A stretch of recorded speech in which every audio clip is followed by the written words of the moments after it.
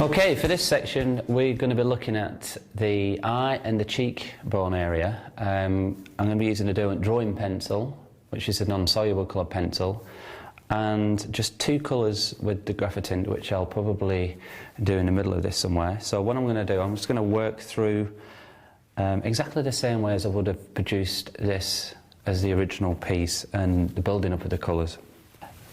Right, so initially we've got the reference next to us here, so it's, you know, it's quite straightforward, kind of looking at that and working out what's happening. But what I'm going to do initially is just put down a base colour. Now, generally speaking, when you look at a piece of reference like this, you've got the lightest colour on the image, which is generally your base colour. I'm using the wheat for this purpose, and I'm not putting lots of it on. I'm just colouring a sort of section at a time. A lot of the pieces that I produce kind of grow. I start off with a section and it kind of develops and grows as I go along. The other thing to remember as well with the Derwent drawing pencil is if you do make a catastrophic mistake, to a certain degree you can actually rub out the area just using your eraser. And we've got Ruby Earth and Sanguine. If you look at some of the old masters, a lot of the kind of Da Vinci drawings and things like that were done using Sanguine as a pigment. It's a fantastic colour, and probably the best one I think in the Derwent drawing range. And as you can see so far, I'm not really getting too bogged down with detail yet. I'm just throwing down base colours. Now, this technique that I'm using now, where you're layering a light colour pencil on top of a darker colour pencil, is a burnishing technique. You're actually blending a colour together with another colour. Do I use a cross-hatching technique? Do I go in any particular direction with my pencil marks? Not really. I just sort of move it around and, you know, refer back to the reference until what I've got on here starts to resemble what I see on there. This is chocolate that I'm using now, so this is just to sort of indicate this kind of dark edge. And this, as you would with oil painting, I do this a lot. You slightly go over your line, and then you go back the other way again.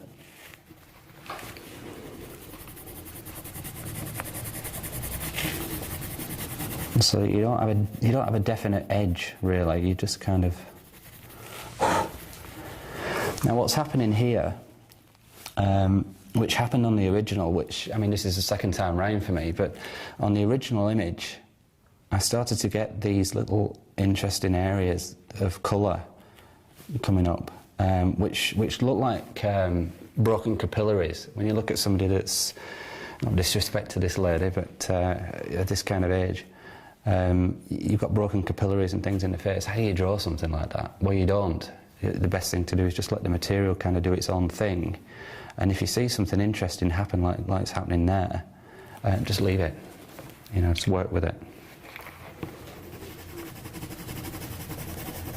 If you've got a dark area, I mean, we've got a section here around the nose that's kind of a mixture between the two. You've got kind of dark but some colour coming through, so what I'm going to do is put this Ruby Earth down here as a kind of base colour. And then I'm going to work the chocolate on top, because around this section we're going to have detail around the eyes, the kind of wrinkles, if you will, around the eyes. Now this section here is a little bit overworked, as you can see. That, you know, I just want to take some of this colour out. Now you can do this at any stage. I tend to cut my rubbers up, really, cut my erasers up, and use small sections because it gives me a nice edge, which allows me to pull out detail a lot better.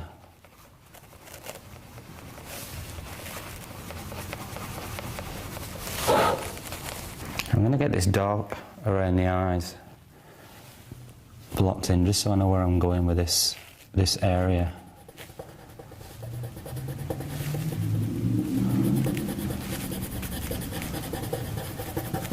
I'm just going to use chocolate straight on this part. Now where I'm coming up to this bit of detail on the nose,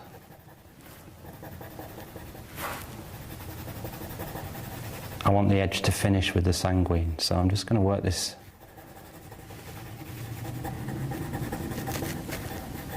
sanguine colour there.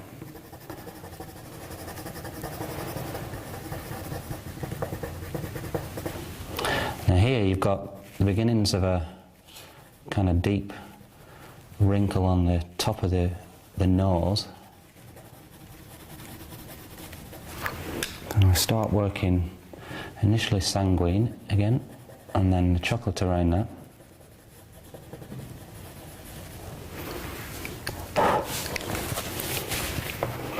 I'm just going to blend it, this particular bit, just using the white.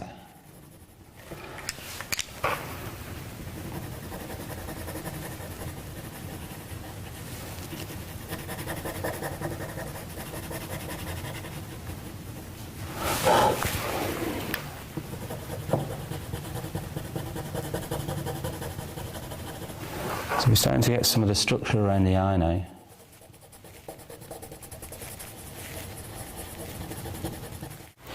Okay, I'm coming up to doing the eyebrow now, and you're going to think I'm crazy doing this, but paintbrush is a tool like anything else. I use mine for, or some of them, preferably older ones, for indenting the surface, and all I've done is just shorten the end of this paintbrush to a point, just the same way as you would a pencil. You can use a pencil sharpener actually for this, or a blade. And I'm just going to, what I've done, I've just put a little bit of colour underneath so that this doesn't come through white, and I'm just going to indent the surface a little bit, just odd marks, because I want an occasional white line to come through. So when I take the chocolate now and run it through here,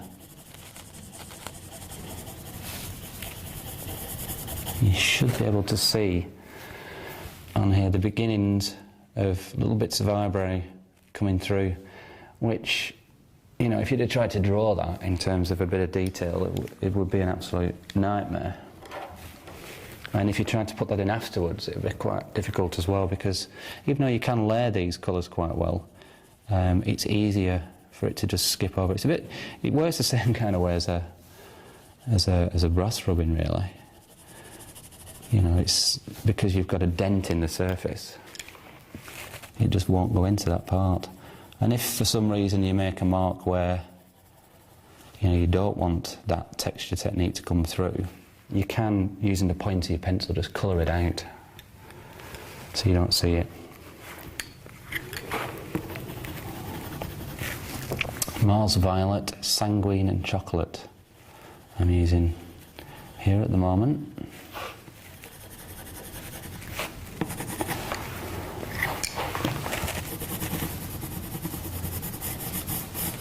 Coming into the top of the eye.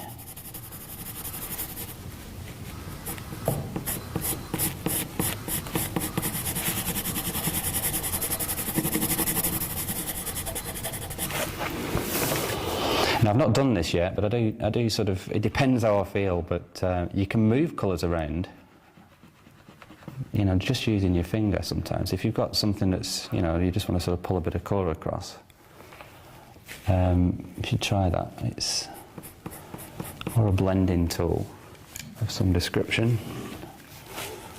Okay, now we've got a shadow area here. Again, it's a crease on the eye, and then you've got the actual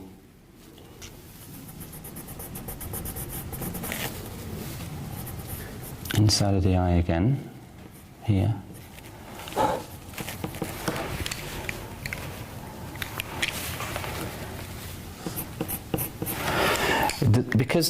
Because drawing pencils are quite a soft colour pencil, as colour pencils go. If you've used colour pencils before, other brands or Derwent Studio or, you know, a harder colour pencil, then you probably find these a lot different because of the, you know, the fact that they're so soft has some real advantages, but also can make it a little bit tricky for detail. It's got a little bit dirty there. I'm just going to pull out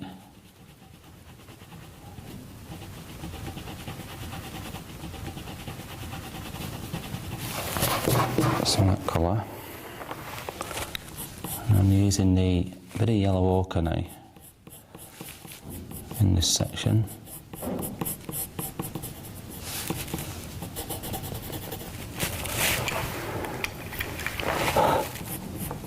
I'm resisting black for now. I might just use a little bit on top of the chocolate in some of the areas in a little while, but not at the moment.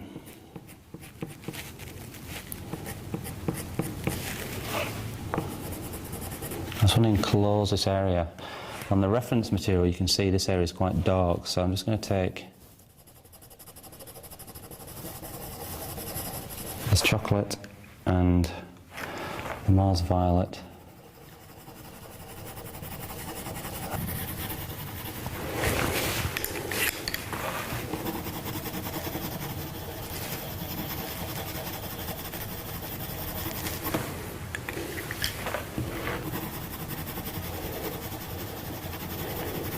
Just as I did on my sketchbook when I was showing you that little section, what you're doing is you're adding colours and blending them on the surface. You know, if you just use one colour in a section like that, I mean, I've actually used 3-4 colours there. It would look quite flat. You wouldn't get the same kind of depth, really. This is a ruby earth. As you can see here, I don't know if you can pick this out on the video, but you've got light hitting this. This is not completely dark. I'm just going to use a touch of black now, just to sort of, on top of these colours, just to sort of set the darkness of this section.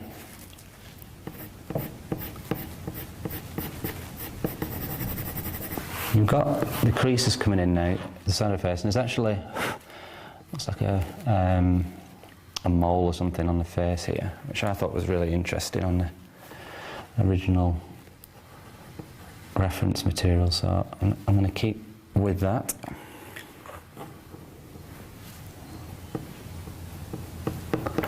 Maybe I'm a bit too honest for doing portraiture, but it's all about the detail.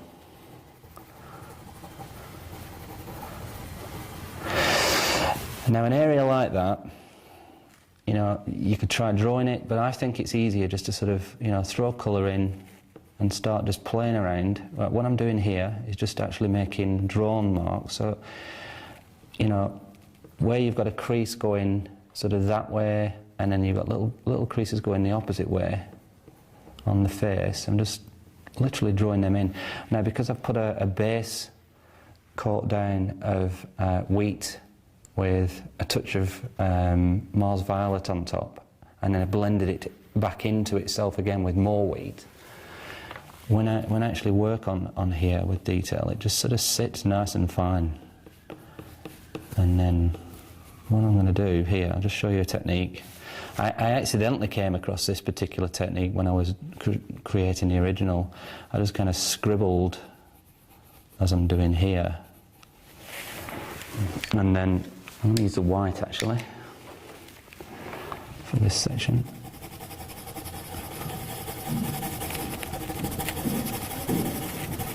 Work the white on top. And as we're down there, it kind of leaves very, very fine, what look like the broken sort of capillaries on the face. You know, if you want to blend in an area but you want a warm tone, then use a light which has a warm tone like the light sienna. If you want to blend in but cool it down, then the Soloway blue. But all four of these colours, the wheat, Soloway blue, Chinese white and light sienna, are really good for blending in. What I'm going to do is just this section here now, I'm just going to create the background colour. It's quite a dark section of the cheek, which will really lift this part. So even though I'm working on top now with the black, what I'm doing is I'm just going to sort of scribble rather than fill the whole thing in. And then as I come across here with the image, as I'm finishing this, it will be a combination of these three colours. So you've got the ruby earth, touch of chocolate, and then finish with the black. So that, you know, you've got a nice dark shadow, but it's not dead, it's not just a flat black, it's a mixture. Now I'm going to work this ruby earth now into this bottom section of the cheek, because now I've actually got to a point where there's enough colour on there. It's about the detail. Now, you see how you're picking that up, you're getting like little bits of texture coming through. It's partly the pressure of the pencil initially when I drew the first couple of colours, but it's quite an interesting effect and exactly what you want for the skin texture.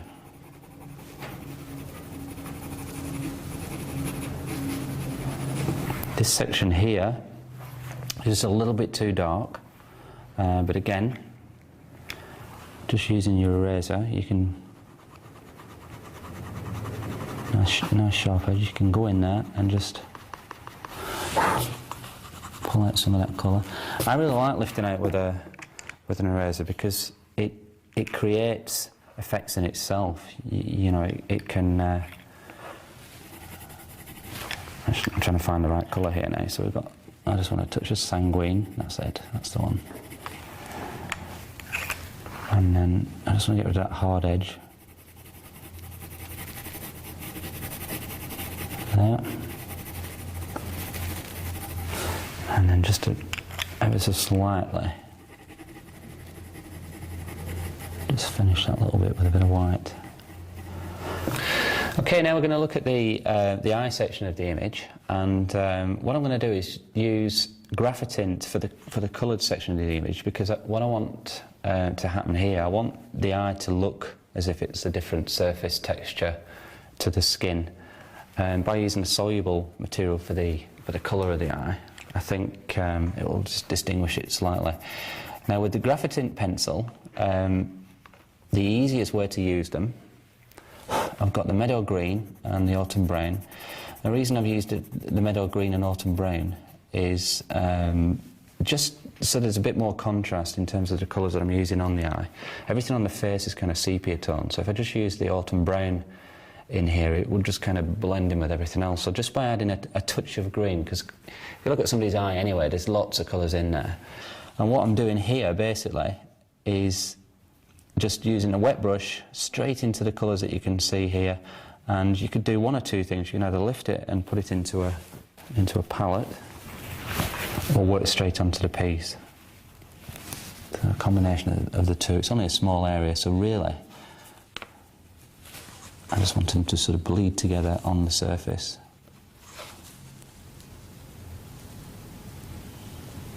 More green than the autumn brown, really.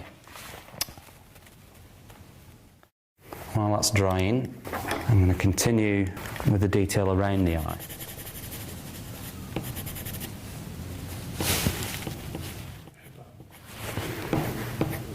So we've got the sanguine,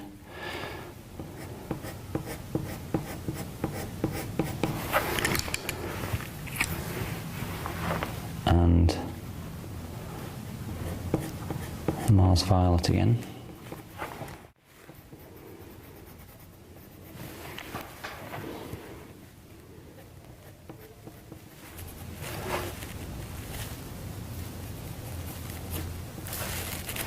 Before I go any further with the rest of the outside area, I just want to make sure that this is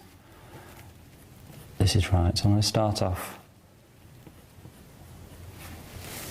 just finding that sort of outer edge.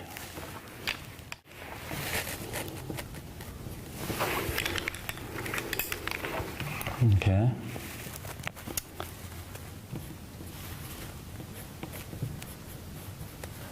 the only really delicate part of the whole image, to be honest. I would say this is the only section on the whole image that you really need to be careful with and just take your time, because you know, rubbing out and reapplying wouldn't work as well as it would anywhere else in this section.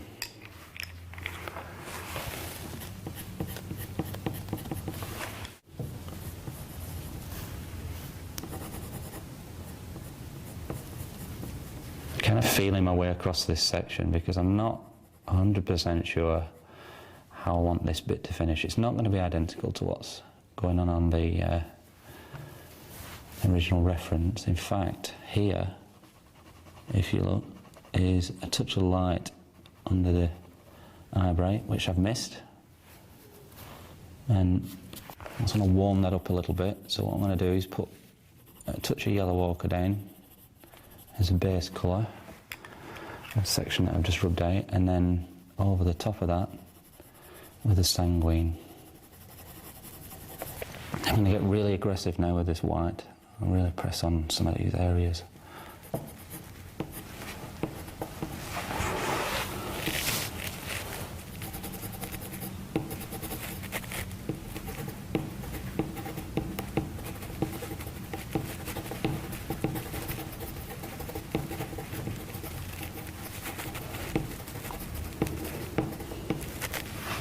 As you work through the piece, obviously, as I said before, there are going to be parts that you want to rework, you just want to add more colour. You know, there is a real temptation to sort of faff, which I'm good at. And, you know, but you need to get a balance before you do that. You need to sort of create more of the image before you get too involved with that again. But that's that section pretty much there. Nice to do it again, really.